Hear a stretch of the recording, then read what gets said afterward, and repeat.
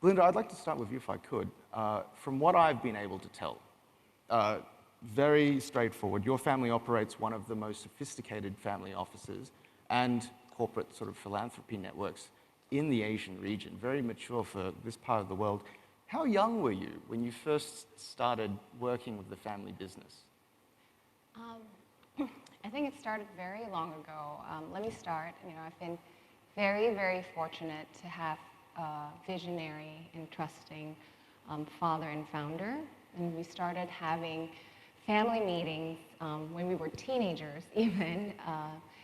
And that sort of starting from a very early age. It's funny you ask how young I started in the family business, because last week I just brought my 2- and 4-year-old to visit the factory in Indonesia. And I think it's really instilling that love from a young age and evolving it into working in the family business, subsequently co-creating the vision in the future as well. So it's really starting young, invest a lot of time in the family, and think about how you can work together, the next generation as well as the previous generation, to co-create the family business system together. Yeah, what was it like? I mean, early days, you're a teenager, you probably have better things to do with your life, right? I have to say that it's been very, very beneficial. When we started in our teenage years,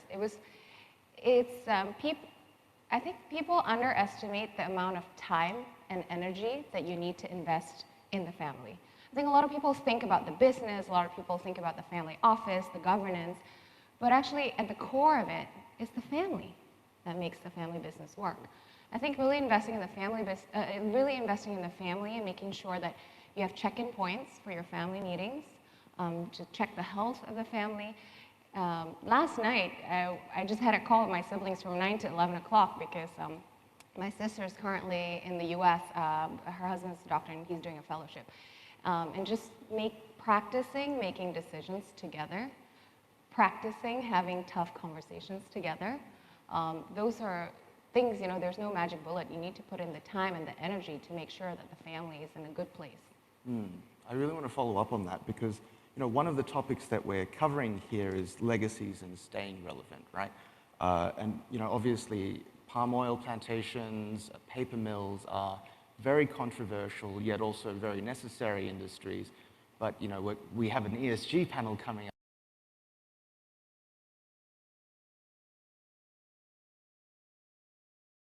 up, helping transform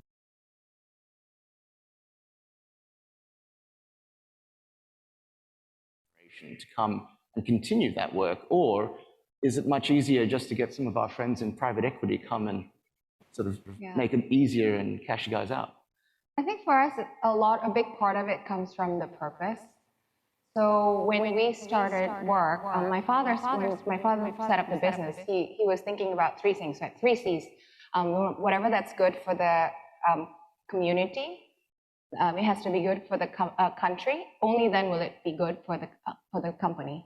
When the next generation came on board, and I'm talking about not just the family members, but also the next generation of management came on board, we added 2 C's to it. We said, whatever we do have to be good also for the climate and for the customers.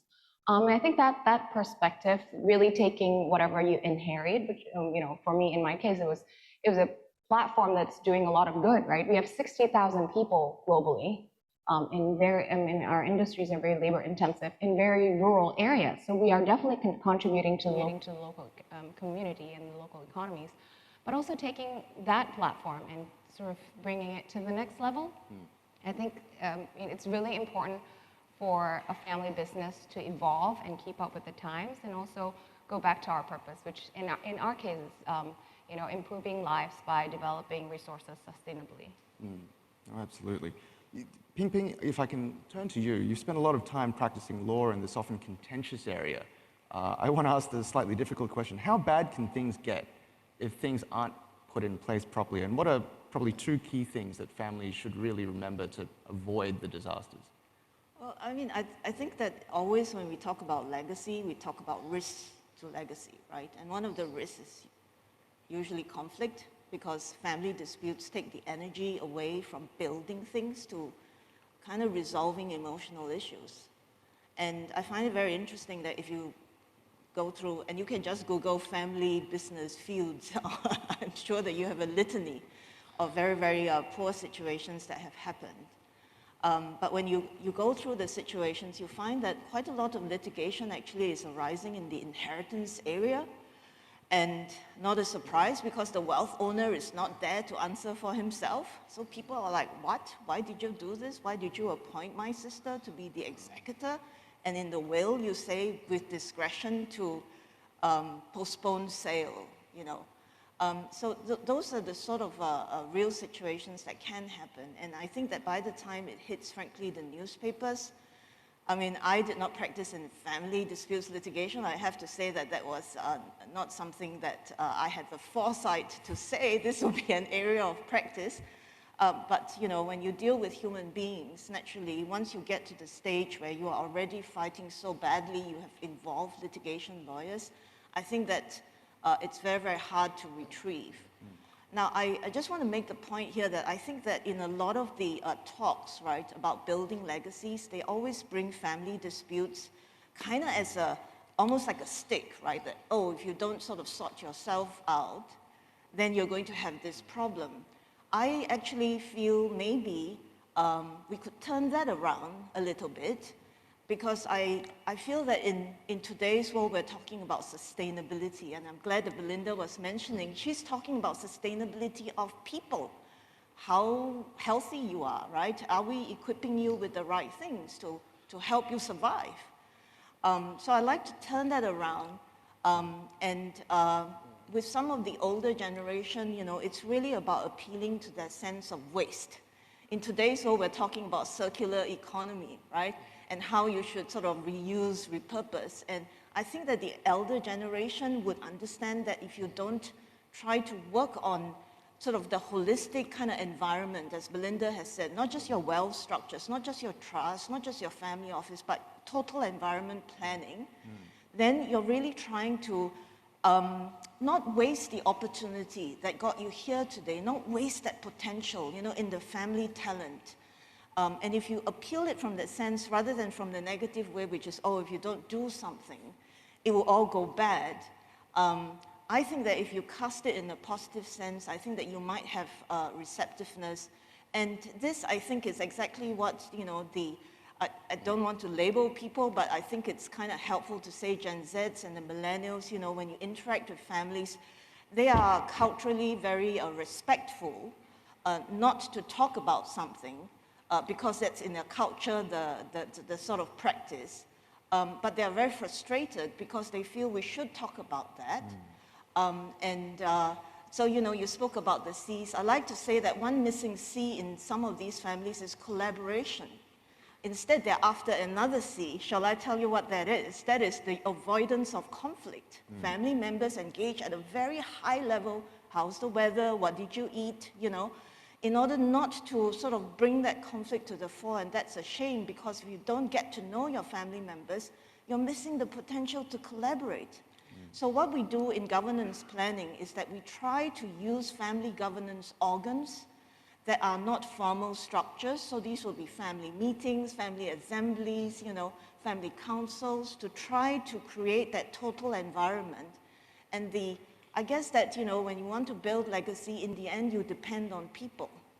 Structures won't get you there. And so that investment in people, and fantastic to hear that you sort of bring your kids at that young age, that investment in the people is really what builds legacies.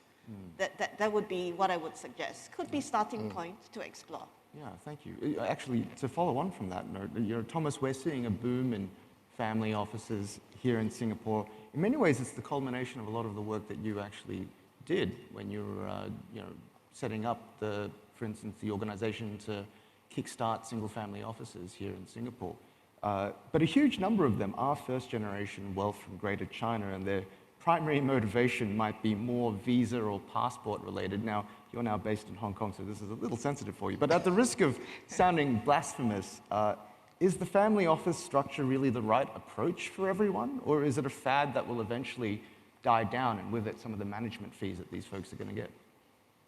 I get asked this question quite a lot in private. But My job is to bring those to public face. well, I'll answer it in a slightly different way. So a really interesting part of my work is that I get to work with some of the smartest people on this planet as I work with them on thinking long term. And they have taught me to go straight to the point, keep things simple, and always think ahead. They're obviously light years ahead. That's why they're visionaries. I try to think 2 to 3 steps ahead. So to your question, I would say not yet. I would say many family offices has been set up in the last 2 to 3 years. They are probably still stuck at the easy part, which is setting up the structure, getting up the incentives, whatever they are, going. The next step, right, it's people, ensuring that a family office could be well run. I think the simple analogy I would say it's building the Esplanade in Singapore, the beautiful theater. It's not that difficult, but to build a world-class orchestra, you go figure how long it's going to take, and it might be expensive. And for a family office, we're just talking about a quartet. But I want to bring back to the topic today in terms of next generation, and I would like to leave some food for thoughts for the audience here and watching online. A simple litmus test whether the next generation transition or bridging is done effectively. You just have to ask yourself one very simple question. Is the next generation involved in decision making? It's as simple as that. An answer in Asia, not yet. So later this month, my firm will launch our single family office survey.